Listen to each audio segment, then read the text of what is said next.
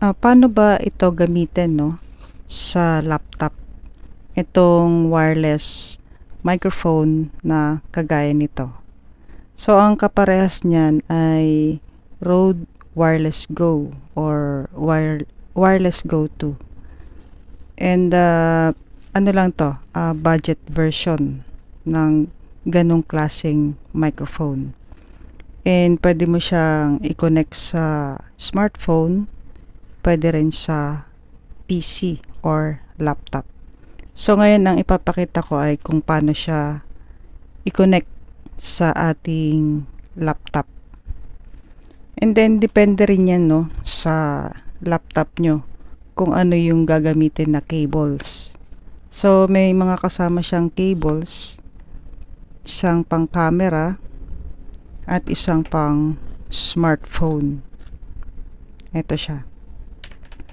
So kung yung inyong laptop ay dalawa yung audio port kagaya nito, mic at saka headphone or speaker. So ito, karaniwan nyo ring makikita yan, no, sa personal computer or desktop. So magkabukod sila. Ang ginagamit na wire dyan ay itong TRS or cable ay itong TRS to TRS na cable. And then meron namang laptop, no, na all-in-one or combined. Ibig sabihin, isa na lang yung kanyang audio port. So ang ginagamit na cable doon ay itong pang smartphone. Ang connector nito ay TRRS to TRS. So ito yung i-connect natin doon sa laptop at ito naman sa receiver ng ating wireless microphone. Ipapakita ko sa inyo yung connections dito sa aking laptop, and then magre-record ako sa OBS at saka sa Zoom. Okay? Ito yung ating receiver, and then ito yung transmitter. So ito yung merong built-in microphone. Itong receiver ay itong transmitter, pwede ring lagyan ito ng lavalier microphone. So dito muna tayo sa receiver. So sa receiver, ang i-connect natin dito ay itong TRS. At dito natin siya i-connect sa out. And then itong TRRS na connector ay dito sa ating all-in-one socket. Then i-on na natin. And dyan, naka-on na siya. Ito namang transmitter ay i-on na rin natin. So yan, connected na siya dito sa ating receiver. Meron siyang pop-up dito, no, kapag i-connect natin tong wireless microphone. So ang pipiliin natin dyan ay headset. Ayan, nakaselect na siya. Click OK. So dito sa OBS ay mag-a-add tayo ng sources. I-add natin yung microphone. Dito tayo sa audio input capture. And then OK. Tsaka natin i-select dito yung microphone Realtek Audio. Then click OK. Check mic, check. Check mic, check. So ito na yung gamit nating microphone, ang microphone na to ay Comica Boom XD Pro. And meron din siyang noise reduction.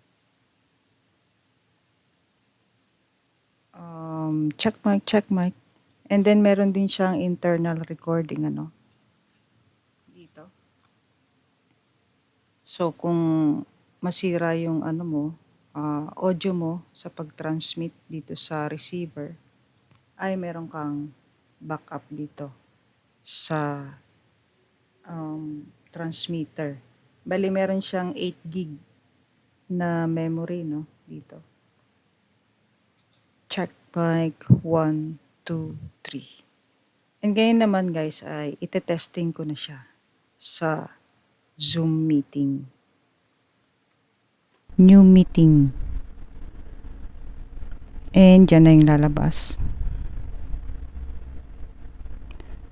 So, click lang natin tong join with computer audio.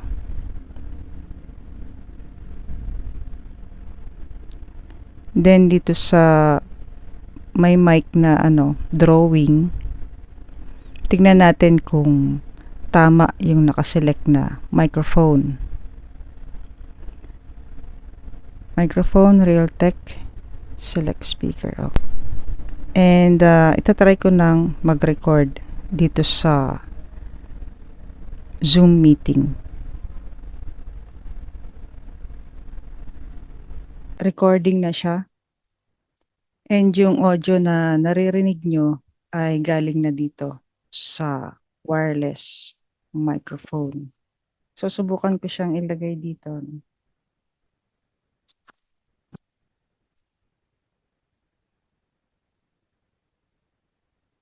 Check mic, 1, 2, 3, check mic, 1, 2, 3. So, yung gamit ko dito ay Comica Boom XD Pro D1. So, kung D1 yung nabili nyo ay isang transmitter lang siya or isang microphone. Kapag ka dito naman ay dalawa na yung kanyang transmitter. So, okay rin naman tong microphone na to, no? And pakinggan nyo na lang yung audio. Malinaw siya. And matagal ko na tong na-test, no? Sa Zoom, sa recording sa smartphone, sa recording sa OBS, and okay yung kanyang audio. Okay? So, i-end ko na tong aking Zoom call. And ganun lang yung pag-connect ng wireless microphone dito sa laptop. No? Para din siyang Rode Wireless Go. Okay?